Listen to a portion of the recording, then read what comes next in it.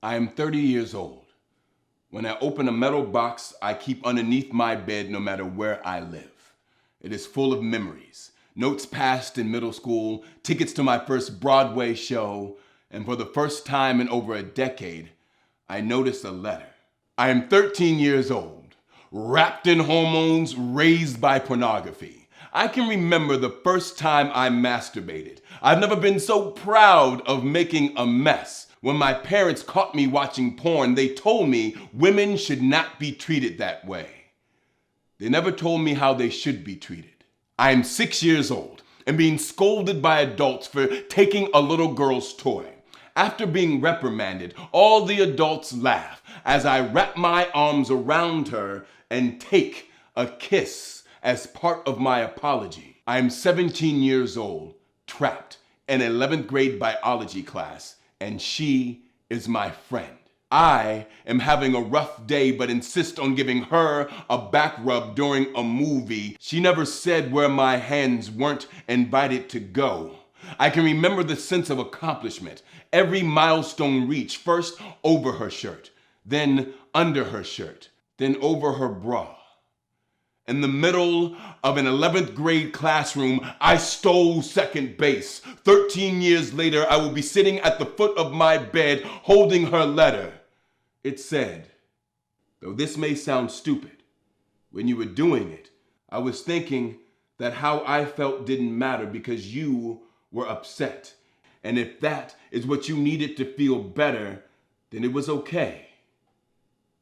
Because you would never hurt me. I am 34 years old. When a young man I mentor comes into my office and tells me he thinks he's about to lose his virginity, I ask, how does one think such a thing? Haven't you spoken to her about it? To which he replied, Mr. Green, you don't talk about it, you know? You're there, and then you do it.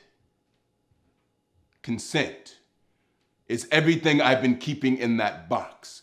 Consent is always having that conversation, is never believing what you hear on street corners or in locker rooms or porno films and Disney movies. Princesses and princes deserve to be asked if they want to be kissed. Consent is fighting against the world where the leading trend is to teach people how not to be raped as opposed to teaching people how not to be rapists. Consent is me holding myself and my son accountable before he becomes strong enough to take kisses. Consent is ownership of one's own body, is asking other people how they feel, knowing that it matters. It always does.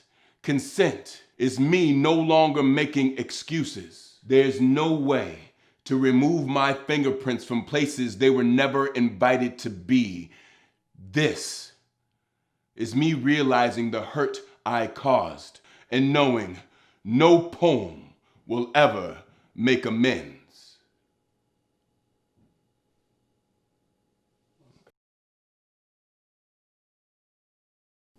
This poem wrote itself. It's a concise retelling of things that happened in my life.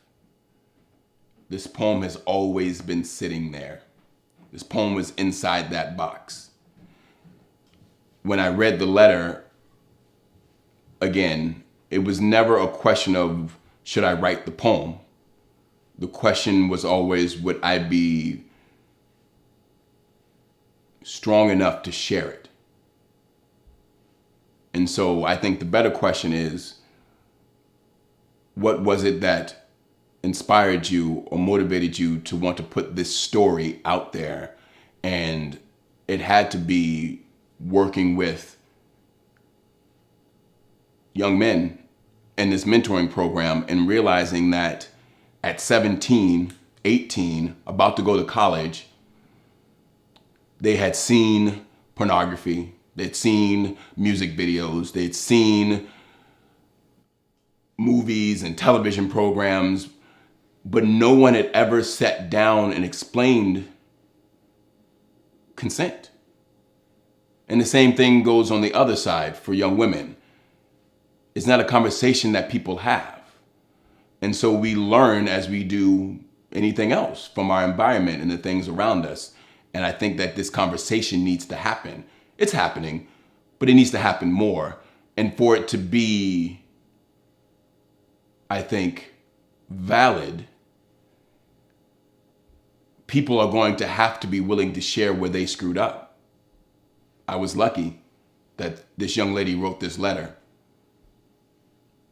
because it stopped me in my tracks. I wrote this poem because I have a son, and every rapist was at some point somebody's little boy.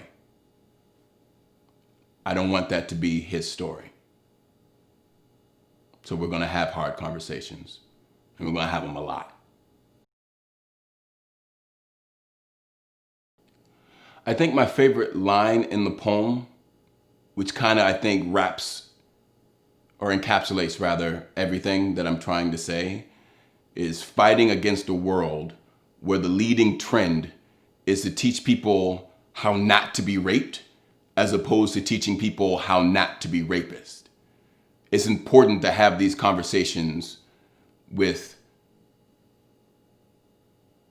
people who are primarily the victims of rape, to have conversations about, smart choices, protecting yourself, so on and so forth, because at the end of the day, it's a bad world. But the only way the world's going to change is not by giving the victims swords. It's about teaching the perpetrators to put theirs down or never giving them one in the first place. So that is the act of the poem is that, I think. I'm trying, I hope. I'm part of this conversation. I'm not leading it by any means. This is just my contribution. And I think that line is why I decided to step up and do it. So, that's my favorite line. I hope this poem achieves the same thing any poem or literature or communication that's about a hard topic that we don't talk about a lot hopes to achieve, and that's more conversation about the topic. There's no law, there's no punishment that's going to stop this pervasive rape culture from making it through our entire community, right? That's why it's called rape culture, because it's part of how we live every day. So we have to change that culture. You can't change culture, or anything for that matter, without talking about it. So I hope this poem acts as catalyst for many more conversations for many people. It's going to be arguing, and there's going to be people who don't like the poem, or don't like that I wrote the poem, or don't like something I said in the interview or whatever. But I'm willing to take that hit if it means we have conversations that heal and make our world safer for everybody.